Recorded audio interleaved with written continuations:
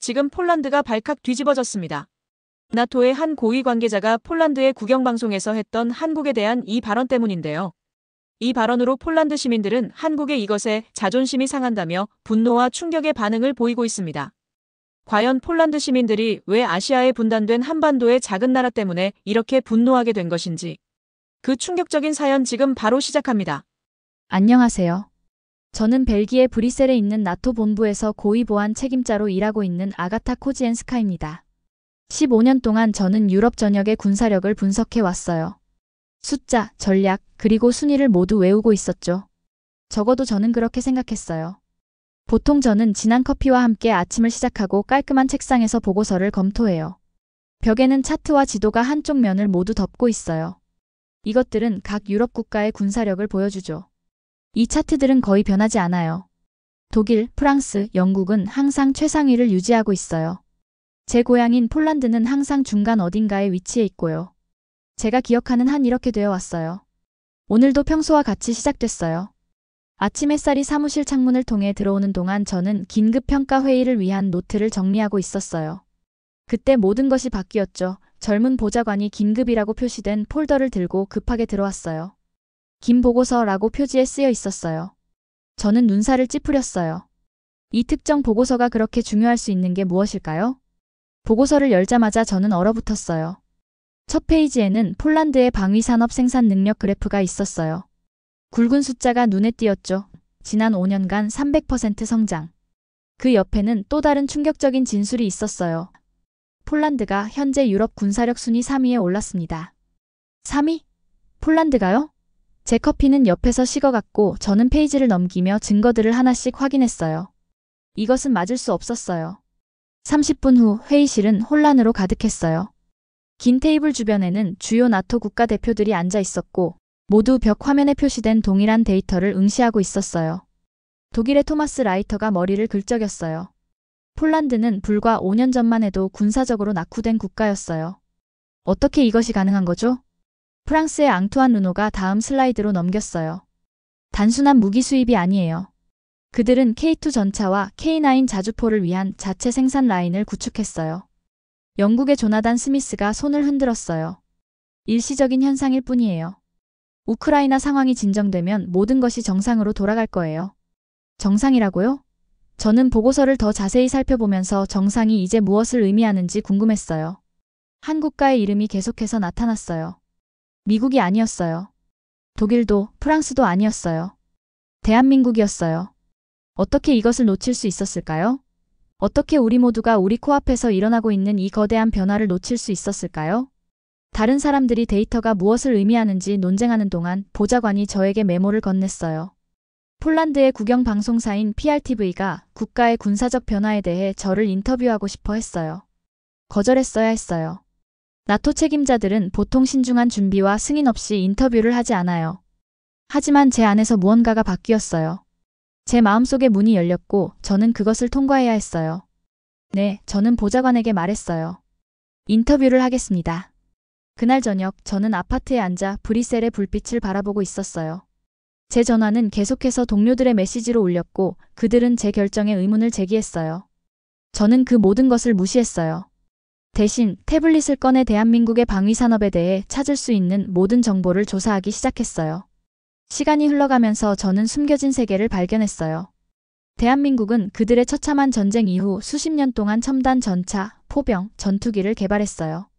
그들은 정교한 AI 시스템, 최첨단 반도체, 세계 최고 수준의 군사기술을 구축했어요.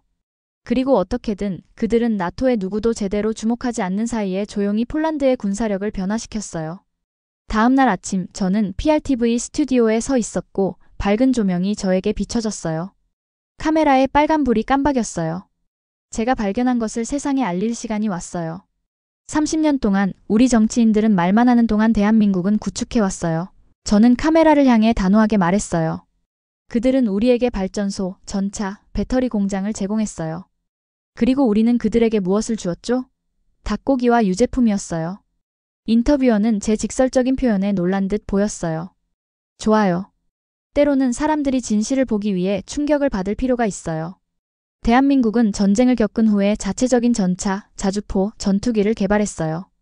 반도체, 5G 네트워크, 인공지능에 대한 그들의 기술적 능력은 저를 포함한 많은 사람들이 인정했던 것보다 훨씬 뛰어나요. 말하는 동안 저는 제 내면에서 무언가가 변하는 것을 느꼈어요. 제 깔끔하고 질서 정연한 차트와 순위의 세계가 무너지고 있었어요. 새로운 현실이 등장하고 있었어요. 제 자신의 나라가 많은 유럽인들이 거의 생각하지 않는 국가의 도움으로 조용히 주요 군사 강국으로 부상한 현실이었죠. 그리고 저는 이것이 정확히 어떻게 일어났는지 이해하기 위한 여정을 시작하려고 했어요.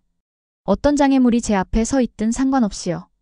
PRTV 인터뷰 다음날 아침, 저는 쉴 새 없이 울리는 휴대폰 소리에 잠에서 깼어요. 제가 한 말들이 폭풍을 일으켰던 거죠. 소셜미디어는 폴란드 시민들의 분노와 충격적인 반응으로 가득 찼어요.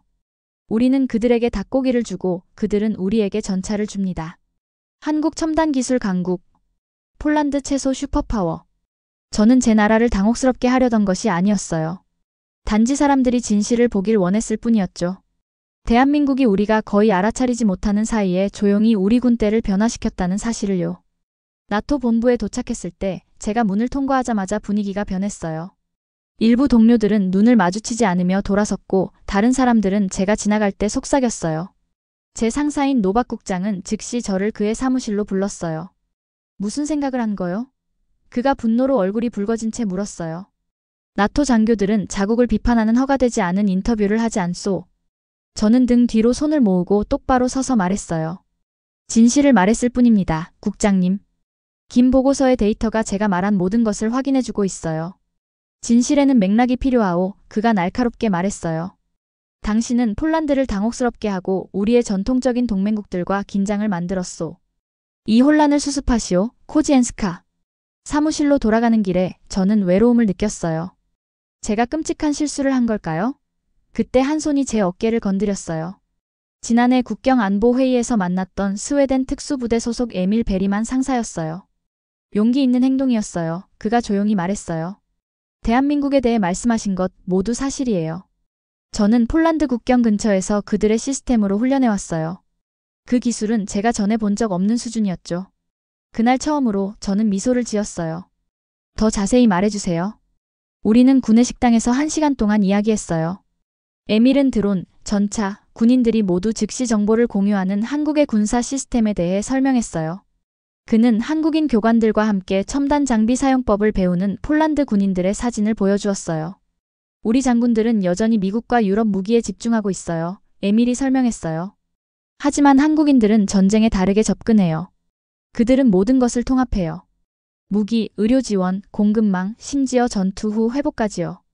그날 저녁 저는 받은 편지함에서 한국방위산업진흥원의 이정민 박사라는 사람으로부터 온 이메일을 발견했어요. 제목은 귀하의 솔직한 평가가 신선했습니다 라고 적혀 있었어요. 이메일은 정중하면서도 직설적이었어요. 한국 폴란드 방위산업 협력에 대한 귀하의 관찰은 정확했습니다. 아마도 우리 시설을 직접 보고 싶으실지도 모르겠네요. 서울 방문을 주선해 드릴 수 있습니다. 저는 한동안 화면을 응시했어요. 이것은 실제로 무슨 일이 일어나고 있는지 이해할 수 있는 기회가 될 수 있었어요. 하지만 노박 국장이 제 인터뷰 이후에 공식 방문을 절대 승인하지 않을 것이라는 것을 알고 있었죠. 다음 날 아침 저는 2주간의 개인 휴가를 신청했어요. 노박 국장은 의심스러워 보였지만 제 요청을 거부할 수 없었어요. 저는 3년 동안 휴가를 사용하지 않았거든요. 어디로 가나? 그가 물었어요. 가족을 만나러요. 저는 거짓말을 했어요. 폴란드에는 더 이상 가족이 없었거든요. 그날 밤 저는 서울행 비행기표를 예약하고 이정민 박사에게 답장을 보냈어요. 초대에 감사드립니다.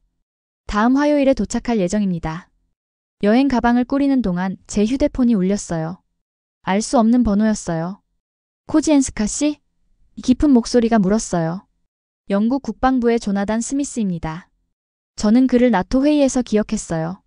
폴란드의 군사적 성장을 일축했던 사람이었죠. 당신의 인터뷰는 무모했소. 그가 차갑게 말했어요. 일부 사람들은 당신이 나토의 이익에 반하는 일을 하고 있다고 생각하오. 저는 진실을 위해 일하고 있어요. 제가 대답했어요. 한국에서 조심하시오. 그가 경고했어요. 모든 것이 보이는 대로는 아니오. 당신의 충성심이 어디에 있어야 하는지 기억하시오. 통화가 끝나고 저는 오싹한 느낌이 들었어요. 그게 위협이었나요? 제가 말함으로써 강력한 적들을 만든 건가요? 이틀 후 저는 서울행 비행기에 탑승했어요. 브뤼셀에서 이륙하면서 저는 아래에서 도시가 작아지는 것을 지켜보았어요. 이제 돌아갈 수 없었어요. 저는 임계점을 넘었죠. 분석가에서 조사관으로, 관찰자에서 참여자로요. 제 가방에는 질문으로 가득 찬 노트북이 있었어요. 왜 대한민국은 폴란드를 파트너로 선택했을까요? 어떻게 그렇게 조용히 이렇게 많은 것을 이루었을까요? 그들의 궁극적인 목표는 무엇일까요? 그리고 아마도 가장 중요한 것은 왜 나토의 모든 사람들이 그토록 오랫동안 그들을 과소평가했을까요? 비행기는 동쪽으로 방향을 돌려 저를 답변으로, 그리고 아마도 더 많은 질문으로 데려갔어요. 한국에서 저를 기다리고 있는 것이 무엇인지 전혀 몰랐지만 이 여정이 세계 권력과 군사기술에 대한 제 모든 지식을 바꿀 것이라는 것을 알고 있었어요. 구름이 비행기를 감싸자 저는 눈을 감았어요. 다음에 무슨 일이 일어나든 제 옛날의 편안한 확신들로 돌아갈 수는 없었어요. 그 세계는 이미 사라져버렸으니까요. 인천공항의 비행기에서 내리는 순간 저는 대한민국이 제가 상상했던 것과 다르다는 것을 알았어요. 여권 심사를 위해 긴 줄에서 기다리는 대신 저는 자동화된 게이트를 걸어서 통과했어요. 카메라가 제 얼굴을 스캔하고 여권과 대조한 후 게이트가 조용히 열렸어요. 도장도 질문도 기다림도 없었죠. 코지엔스카 씨, 한국에 오신 것을 환영합니다. 보안구역 밖에서 저를 기다리고 있던 웃는 젊은 여성이 말했어요. 그녀는 한국방위산업 로고가 있는 작은 핀을 단 깔끔한 파란색 정장을 입고 있었어요. 저는 민지입니다. 이 박사님의 비서예요. 박사님께서 만나 뵙기를 기대하고 계세요. 공항철도는 민지의 휴대폰에 있는 하나의 앱을 통해 도시로 매끄럽게 연결되었어요. 서울로 가는 동안 저는 마치 어린아이처럼 창문에 얼굴을 붙였어요. 도시 경관은 빛나는 타워들과 효율적인 교통 시스템의 숲이었어요. 자율주행 셔틀버스가 특별 차선을 따라 움직이며 완벽한 정밀도로 교통 흐름 사이를 지나갔어요. 한국은 처음이신가요? 민지가 제 놀란 눈빛을 보고 물었어요. 네, 저는 인정했어요. 이곳은 제가 예상했던 것과 달라요. 그녀는 미소 지었어요. 처음 오시는 분들은 다 그렇게 말씀하세요. 우리 방위 시스템을 보시면 더 놀라실 거예요. 우리는 서울 도심의 현대적인 호텔에 도착했고 민지는 저에게 일정표를 건넸어요. 이 박사님께서 내일 아침 9시에 만나실 거예요. 오늘은 잘 쉬세요. 그날 밤 저는 거의 잠을 이루지 못했어요. 창문에서 저는 자정이 지난 후에도 에너지로 맥동하는 도시를 지켜보았어요. 디지털 디스플레이가 흐르는 패턴으로 고층 건물들을 밝히고 있었어요. 교통은 조직적인 목적성을 가지고 움직였어요. 아름답고 약간 위압적이었죠. 다음 날 아침 차가 저를 구로구에 있는 한국방위산업진흥원으로 데려갔어요. 그 건물은 파란 하늘로 솟아오르는 유리와 강철로 된 현대적인 사무실 타워처럼 보였어요. 하지만 내부는 또 다른 세상이었죠. 이정민 박사가 로비에서 저를 맞이했어요. 그녀는 제가 예상했던 것보다 키가 작았고 어깨 길이의 검은 머리와 그녀에게 학자적인 외모를 주는 둥근 안경을 쓰고 있었어요. 그녀의 악수는 단단하고 자신감 있었어요. 이렇게 멀리까지 와주셔서 감사합니다. 그녀가 말했어요. 인터뷰 중 보여주신 솔직함에 감명받았어요. 자신의 가정이 잘못됐을 때 인정하는 나토 관계자는 거의 없거든요. 저는 뺨이 따뜻해지는 것을 느꼈어요. 제가 얼마나 잘못됐는지 아직 확신이 없어요. 그래서 여기 왔어요. 이 박사는 고개를 끄덕였어요. 그럼 보여드리죠. 우리는 한국의 방위 역사를 보여주는 전시물로 가득 찬 전시실에 들어갔어요. 타임라인은 한국 전쟁부터 시작되어 미국 무기에 의존하던 폐허가 된 국가를 보여주었어요. 그리고 수십 년간의 발전 과정이 이어졌어요. 처음에는 외국 기술을 모방하다가 그 다음에는 자체 설계를 만들고 마침내 주요 수출국이 되는 과정이었죠.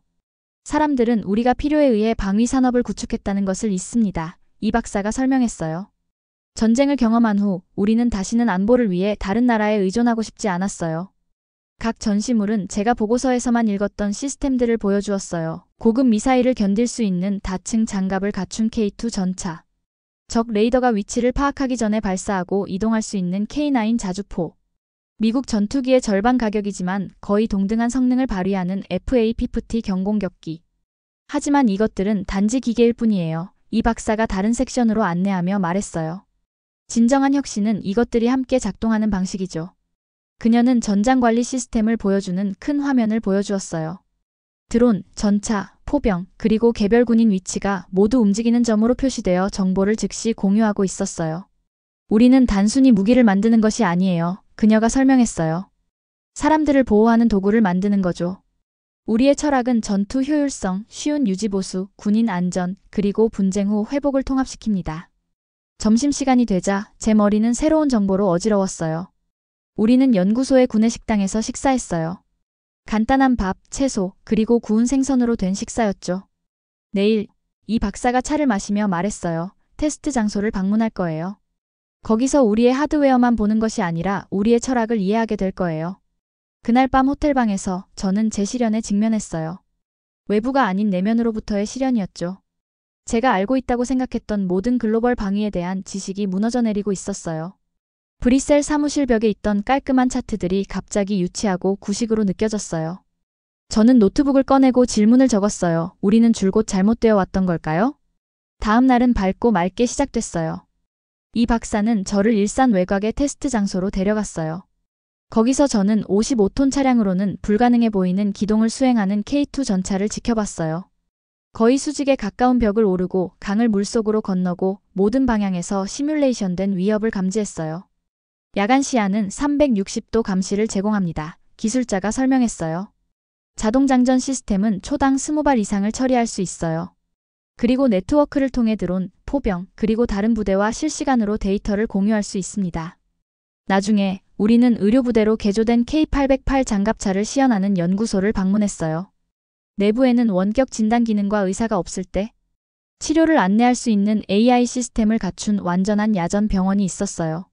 우리는 또한 전장에서 수리 부품을 만들기 위해 3D 프린팅을 사용해요. 이 박사가 덧붙였어요.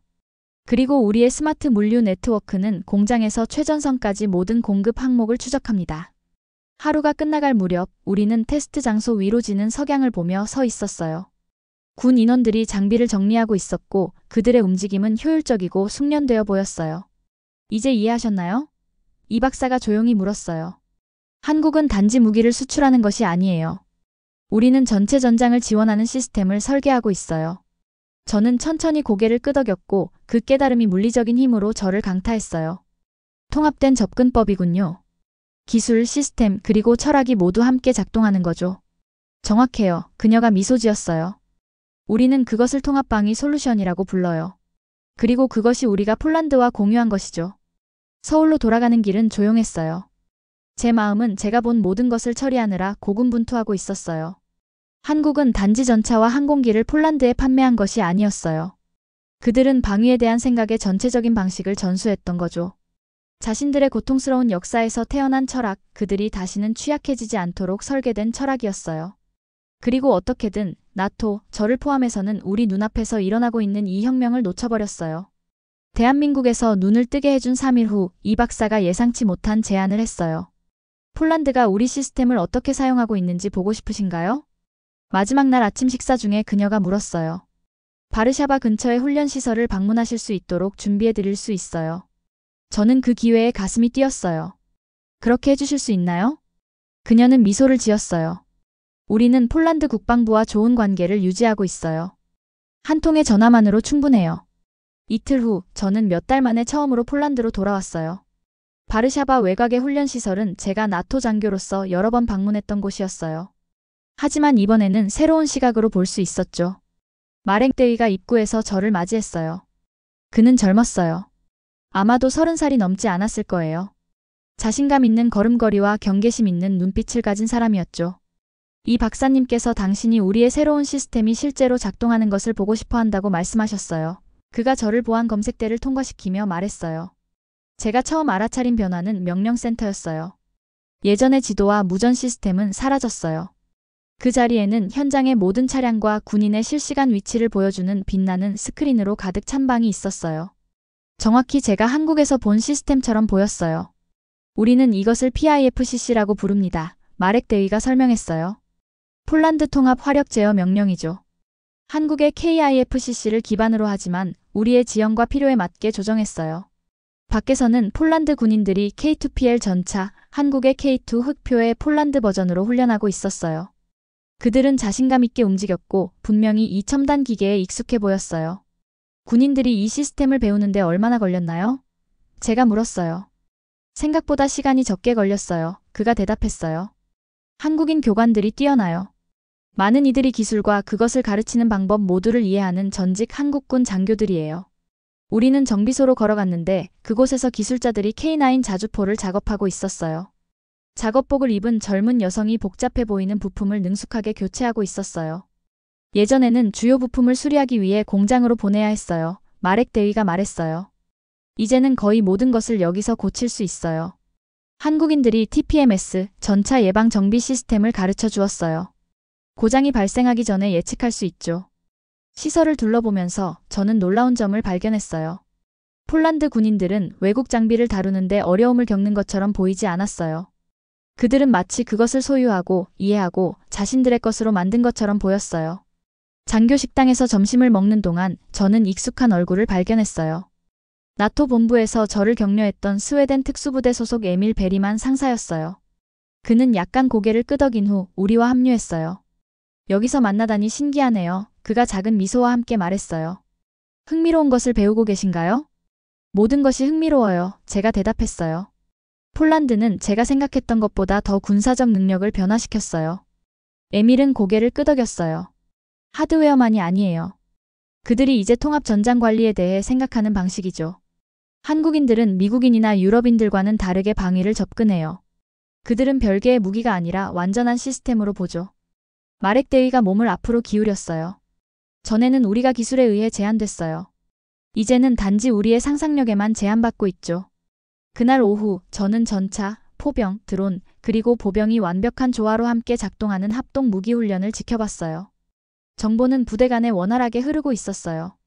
드론이 목표물을 발견했을 때 전차와 포병은 거의 즉시 반응했어요. 속도와 정밀도는 이전 나토 훈련에서 본 적이 없는 수준이었어요. 이것은 3년 전에는 불가능했을 거예요. 마렉 대위가 자랑스럽게 말했어요. 하루가 끝나갈 무렵 제 전화기는 뉴스 알림으로 진동하기 시작했어요.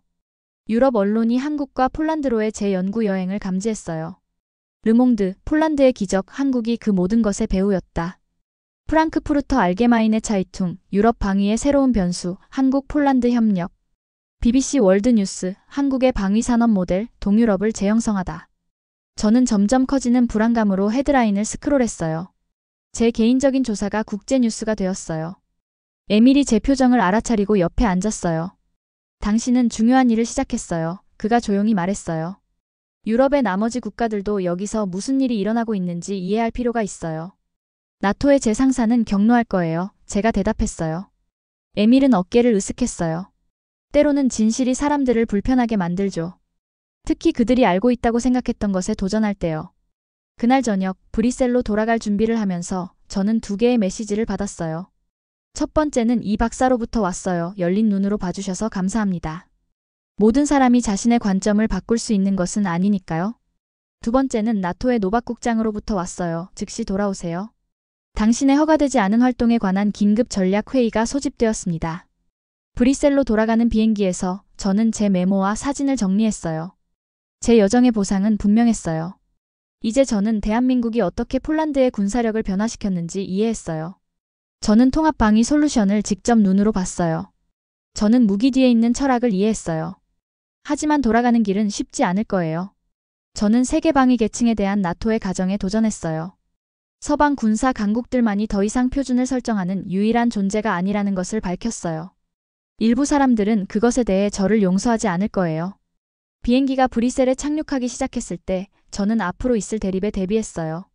제가 가지고 있는 진실은 제 경력을 희생하더라도 침묵을 지키기에는 너무 중요했어요. 브뤼셀의 나토 본부는 제가 문을 통과하며 걸어 들어갔을 때 다르게 느껴졌어요. 같은 대리석 바닥, 같은 보안 검색대, 같은 얼굴들, 그러나 모든 것이 변했어요. 아니면 어쩌면 제가 변한 것인지도 몰라요. 노박 국장님은 회의실에서 저를 기다리고 있었어요. 그의 표정은 엄격했지만 저는 그의 눈에서 다른 무언가를 발견했어요. 어쩌면 호기심일까요? 앉으세요, 코지엔스카. 그가 의자를 가리키며 말했어요. 전략평가회의가 30분 후에 시작됩니다. 그때까지 자신을 설명할 시간이 있어요. 저는 제 노트북을 테이블 위에 올려놓았어요. 저는 직접 진실을 보러 갔습니다, 국장님. 그리고 어떤 진실을 발견했나요? 그가 신중하게 중립적인 목소리로 물었어요. 다음 20분 동안 저는 그에게 모든 것을 말했어요. 한국에서 본 첨단 시스템들, 기술의 원활한 통합, 그들의 방위 접근 방식 뒤에 있는 철학, 폴란드 군사력의 변화까지요. 노박 국장님은 중단하지 않고 들었어요. 제가 끝마쳤을 때 그는 깊게 한숨을 쉬었어요. 당신의 허가받지 않은 여행이 꽤 큰 소동을 일으켰군요. 미국인들이 질문을 하고 있어요. 독일인들과 프랑스인들이 답변을 요구하고 있고요. 심지어 유럽의회에서도 보고서를 원하고 있습니다. 결과에 직면할 준비가 되어 있습니다. 제가 말했어요. 그는 오랫동안 저를 연구하듯 바라보았어요. 사실, 코지엔스카, 당신이 그들에게 그 답변을 줄 겁니다. 회의가 확대되었어요. 모든 나토 국가의 대표들이 참석할 예정입니다. 당신이 발견한 내용을 발표할 거예요. 제 심장이 빠르게 뛰었어요. 모두요? 하지만 저는 준비가 되어 있지 않아요. 30분 있어요. 그가 일어서며 말했어요. 잘해보세요. 회의실에 혼자 남겨진 저는 빠르게 메모와 사진을 정리했어요. 이제 이것은 단지 제 경력에 관한 것이 아니었어요. 이것은 나토가 글로벌 방위의 근본적인 변화를 이해하도록 돕는 일이었어요. 제가 주 회의장에 들어갔을 때 그곳은 사람들로 가득 차 있었어요. 독일, 프랑스, 영국, 그리고 다른 10여 개 국가의 익숙한 얼굴들이 저를 지켜보기 위해 돌아봤어요. 뒤쪽에서 저는 에밀이 미묘하게 엄지손가락을 치켜들며 응원하는 것을 발견했어요. 노박 국장님이 제게 시작하라고 고개를 끄덕였어요. 저는 깊은 숨을 들이쉬고 연단으로 걸어갔어요. 2주 전, 저는 제가 유럽 방위 능력에 대해 알고 있다고 생각했던 모든 것이 잘못되었다는 것을 발견했습니다. 제가 시작했어요. 폴란드는 유럽에서 세 번째로 강한 군사력을 갖게 되었고, 대한민국이 그것을 가능하게 했습니다. 저는 그들에게 제 여행에서 찍은 사진과 비디오를 보여주었어요. 첨단 시스템들, 통합된 접근 방식, 모든 것을 통합하는 철학까지요. 폴란드의 기적은 한국 기술만으로 인한 것이 아닙니다. 제가 설명했어요. 한국은 그들의 방위 철학을 전수했어요. 그것은 그들의 통합된 접근 방식, 기술, 시스템, 그리고 철학이 하나의 통일된 전체로서 이 변화를 가능하게 한 것입니다. 저는 논쟁, 일축, 심지어 분노를 예상했어요. 대신 저는 예상치 못한 무언가를 보았어요. 인정이었죠. 독일의 토마스 라이터가 천천히 고개를 끄덕였어요. 우리는 전장통신을 위한 그들의 양자 컴퓨팅 응용 프로그램의 발전을 모니터링해 왔습니다. 정말 놀라워요. 프랑스의 앙투안 르노가 덧붙였어요. 그들의 드론 군집 조정 기술은 우리의 예상보다 적어도 5년은 앞서 있어요. 심지어 저에게 조심하라고 경고했던 영국의 조나단 스미스도 인정했어요. 그들의 사이버 방어 프로토콜은 새로운 표준을 세우고 있어요. 우리는 더 주의를 기울였어야 했습니다. 노박 국장님이 일어섰어요. 이 정보로 우리가 무엇을 해야 한다고 생각하나요? 코지엔스카 장교. 3주 전 저는 경쟁, 억제 현상 유지를 보호하는 것을 제안했을 거예요. 이제 저는 더 잘 알고 있었어요. 협력입니다. 제가 단호하게 말했어요. 한국뿐만 아니라 서로 간에도 한국의 통합 방위 모델을 틀로 사용하면서요. 우리는 방위 기술을 고립된 무기 시스템으로 보는 것을 멈추고 지금 폴란드가 보는 것처럼 하나의 생태계로 보기 시작해야 합니다. 회의실이 조용해졌어요. 그리고 서서히 사람들이 고개를 끄덕이기 시작했어요. 저는 한국 폴란드 모델을 연구하기 위한 특별 작업 그룹을 설립할 것을 제안합니다. 네덜란드 대표가 말했어요. 코지엔스카 장교를 선임 분석가로 하여서요. 동의합니다. 덴마크 대표가 말했어요. 노박 국장님은 새로운 존경심으로 저를 바라보았어요. 새로운 인물을 찾은 것 같군요. 코지엔스카. 이어지는 몇 주 동안 모든 것이 빠르게 움직였어요. 루마니아, 체코공화국, 그리고 발트 국가들이 방위 협력을 위해 한국과 대화를 시작했어요. 나토는 한국 국방부와 공식 채널을 설립했고요. 저는 통합 방위 솔루션을 연구하는 팀을 이끌도록 임명되었어요. 제가 돌아온 지 한 달 후, 저는 제 새 사무실 예전 것보다 더 크고 브뤼셀 항구가 내려다 보이는 창문이 있는 곳에 앉아 있었어요. 제 전화에 이 박사로부터 메시지가 도착했어요. 승진을 축하합니다. 당신의 동료들이 이미 서울 방문 일정을 잡고 있어요. 저는 미소를 지었고 마침내 제가 여정에서 가져온 것이 무엇인지 이해했어요. 한국의 방위 능력에 대한 지식뿐만 아니라 안보에 대해 생각하는 전혀 새로운 틀이었어요. 진정한 가치는 전차나 곡사포나 전투기에 있는 것이 아니었어요.